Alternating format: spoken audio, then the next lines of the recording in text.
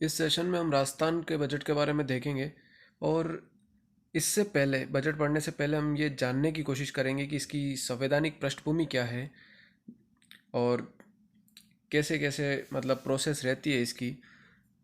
इसी क्रम में हम देखते हैं कि संविधान का जो अनुच्छेद 202 है उसके तहत जो राज्यपाल होता है वो प्रतिवर्ष क्या है कि बजट प्रस्तुत करवाता है। ठीक है, जिसको क्या है कि आर्टिकल 202 के अंदर वार्षिक वित्तीय विवरण का नाम दिया गया है। एक्चुअल में होता क्या है, जैसे कि विधानमंडल होता है, किसी किसी राज्य में विधान सभा और विधान परिषद दोनों होती है। राजस्थान के अंदर सिर्फ विधानसभा है। तो विधानमंडल के समक्ष एक ब्यौरा रखवाता है। ठीक है, जिसमें क्या होती है कि प्राकलित मांगे होती है और उसमें आय और व्यय कितना होने वाला है आगामी वर्ष में, उसके बारे में उसके अंदर बताया जाता है। तो ये सब रखते हैं। इसको संविधान के अंदर वार्षिक वित्तीय विवरण कहा गया है। इसमें जो तीन प्रोसेस होती है, तीन तरह की मांगे होती है इसके अंदर। देखो, सबसे पहले कौन सी होती है, जो राज्य की संचित निधि होती है, राज्य की जो संचित निधि होती है उसके ऊपर भारित जो व्यय होंगे उसके बारे में। और जो सेकंड होती है वो क्या होती है कि संचित निधि के अंदर से ही लेंगे, उसमें मतलब संचित निधि से ही उसमें खर्च करेंगे। तो संचित निधि से जो व्यय करेंगे अन्य, उनके बारे में। ठीक है, ये सारी मांगे हैं। उसके बाद तीसरी जो होती है, जो राजस्व लेखे होते हैं उनके बारे में।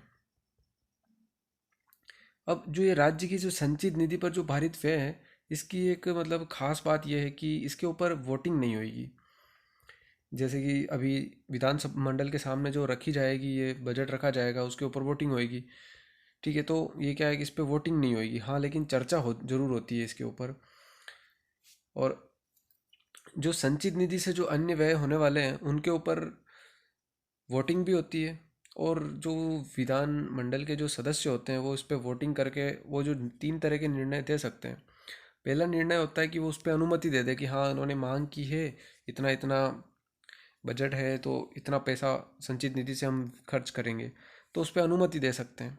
उसके बाद दूसरा ये है कि वो उस अनुमति को रिजेक्ट भी कर सकते हैं कि नहीं नहीं नहीं, ऐसा कुछ भी नहीं होने वाला है, इतना पैसा हम खर्च करने की अनुमति नहीं देते हैं।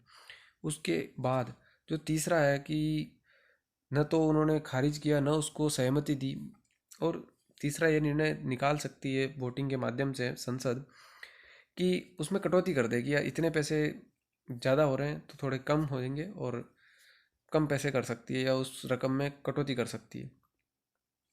अब जो ये जो नीचे जो पिंक कलर के बॉक्स में मैंने इसको रखा है, ये बात कौन से आर्टिकल में लिखी हुई थी, ये 203 के अंदर बताई गई है। अनुच्छेद 203 के अंदर इस बात को बताया गया है।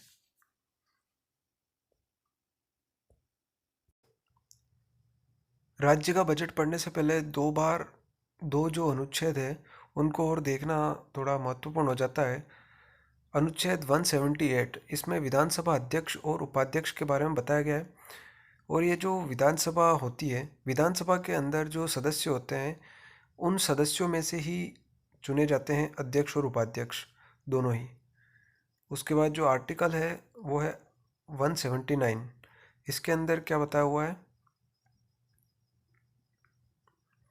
कि जो अध्यक्ष और उपाध्यक्ष का पद रिक्त कब होगा, उसका पद का त्याग कब करेगा और पद से उसे हटाया कैसे जाएगा, उसके बारे में बताया गया है। तो जैसे कि जो अध्यक्ष या उपाध्यक्ष कोई भी है उसका पद रिक्त कब होगा, जब वो क्या है कि विधानसभा का जो सदस्य अगर नहीं रहता है तो वो स्वतः ही उसका विधानसभा का अध्यक्ष या उपाध्यक्ष नहीं रहेगा। और दूसरा ये है कि वो पद का त्याग कैसे कर सकते हैं, तो वो क्या है कि त्याग पत्र देके पद का त्याग कर सकते हैं। त्याग पत्र किसको संबोधित करेगा, तो अध्यक्ष जो होगा वो उपाध्यक्ष को अपना त्याग पत्र संबोधित करेगा, और जो उपाध्यक्ष होगा वो अध्यक्ष को अपना त्याग पत्र संबोधित करेगा। अब इसके बाद है पद से हटाया कैसे जाएगा उनको।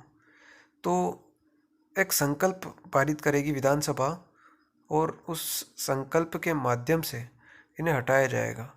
और संकल्प की एक खासियत ये भी है कि 14 दिन पहले उन्हें सूचित करना पड़ेगा कि आपके खिलाफ ऐसा हम संकल्प पारित कर रहे हैं, किसके किसको बताना पड़ेगा? तो अध्यक्ष और उपाध्यक्ष जिसके भी खिलाफ संकल्प पारित कर रहे हैं उसको बताना पड़ेगा।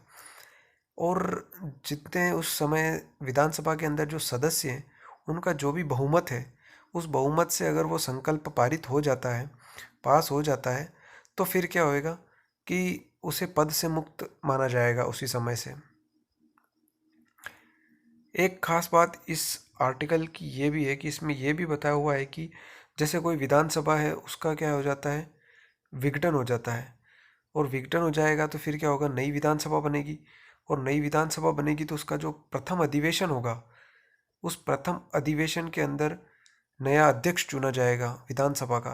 तो वो जो प्रोसेस है अध्यक्ष चुने जाने की, तब तक अध्यक्ष कौन रहेगा? जो पहले वाली जो विधानसभा का जो अध्यक्ष है, वही अध्यक्ष नई विधानसभा का अध्यक्ष भी रहेगा जब तक कि नया अध्यक्ष नहीं चुन लिया जाता है। अब बात कर लेते हैं राजस्थान बजट 2023-24 की। इस बजट की जो थीम रखी गई वो थीम क्या थी? बचत, राहत और बढ़त। बचत, राहत और बढ़त। यह जो बजट आया है वो क्या है कि युवाओं और रोजगार को समर्पित बजट है। इस बजट की शुरुआत जो सीएम अशोक गहलोत हैं उन्होंने कैसे करी या किस लाइन से करी, तो वो ये थी कि कर्म में कर्म में सच्चाई है तो कर्म कहाँ निष्फल होगा, कर्म में सच्चाई है तो कर्म कहाँ निष्फल होगा, हर एक संकट का हल होगा आज नहीं तो कल होगा। मुख्यमंत्री चिरंजीवी स्वास्थ्य बीमा योजना, इसमें क्या किया गया है कि जो 10 लाख के बजाय 25 लाख का जो कैशलेस बीमा कर दिया गया है। और इसमें ईडब्ल्यूएस जो है उनकी प्रीमियम राशि को फ्री कर दिया है। पहले जो 850 रुपये इनकी प्रीमियम राशि लगती थी उसको फ्री कर दिया है। इसके बाद है midday meal. Midday meal में अब प्रतिदिन मिलेगा दूध।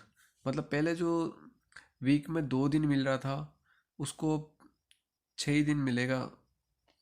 और इसके लिए जो 1,000 करोड़ रुपए प्रतिवर्ष की लागत आएगी।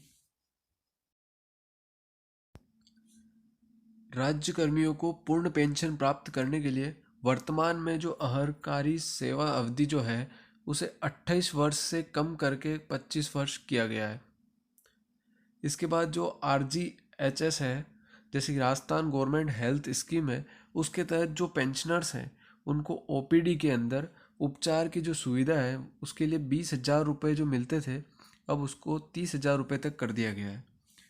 और जो Rajiv Gandhi study for excellence जो स्कॉलरशिप स्कीम है उसके तहत जो पहले 200 स्टूडेंट्स को मिलती थी अब उसको कर दिया गया है 500 ठीक है। इन 500 विद्यार्थियों में से 30% महिलाएं होंगी। इनको क्या है, एक विदेश में पढ़ाई करने के लिए स्कॉलरशिप दी जाएगी। मुख्यमंत्री चिरंजीवी बीमा योजना है, उसकी जो बीमा राशि है उसे 5 लाख से बढ़ाकर 10 लाख कर दिया गया है। और अगला जो है वो ये है कि 100 करोड़ का जो एक लोक कलाकार कल्याण कोष बनाया जाएगा। क्या बनाया जाएगा? लोक कलाकार कल्याण कोष बनाया जाएगा। उसमें क्या किया जाएगा कि प्रति जो परिवार है उसको प्रति वर्ष 100 दिन का जो रोजगार या फिर कार्य के दो या रोजगार के दो उपलब्ध कराया जाएगा। जो सभी जिला जो मुख्यालय हैं उन पर उन पर विवेकानंद यूथ हॉस्टल्स खोले जाएंगे। ठीक है। इसके बाद जिला स्तर पर ही food safety and drug control कार्यालय की स्थापना की जाएगी।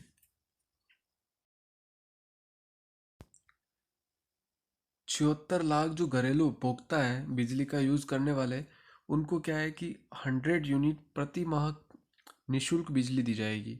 ठीक है, जो कि पहले कितनी थी? 50 यूनिट थी। और अगला यह है कि मनरेगा है, उसके तहत कथोड़ी और सहरिया जनजाति के साथ साथ विशेष योग्यजन जो है उनको 200 दिवस का स्थायी रोजगार दिया जाएगा।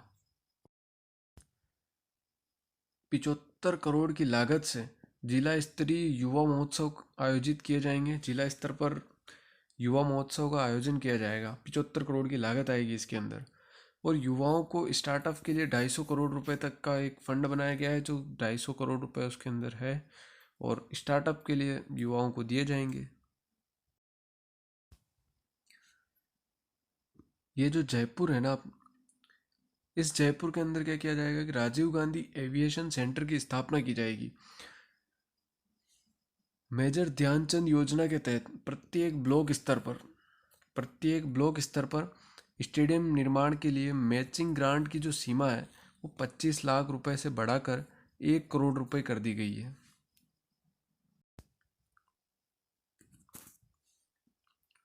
आगामी वर्ष के अंदर अजमेर के अंदर, कोटा के अंदर, उदयपुर के अंदर, बीकानेर के अंदर, भरतपुर के अंदर, ये जो संभाग मुख्यालय है इनके, वहाँ पर आरकेट की क्या स्थापना की जाएगी। आरकेट की, ये आरकेट क्या है? Rajiv Gandhi centre for advance technology. ठीक है। अब जो ये आरकेट है इनका संबंध किससे है? फिनटेक से। अब फिनटेक की स्थापना सबसे पहले अगर कहीं हुई थी तो वो हुई थी जयपुर के अंदर। उसके बाद एक यूनिवर्सिटी है जोधपुर के अंदर, फिनटेक यूनिवर्सिटी।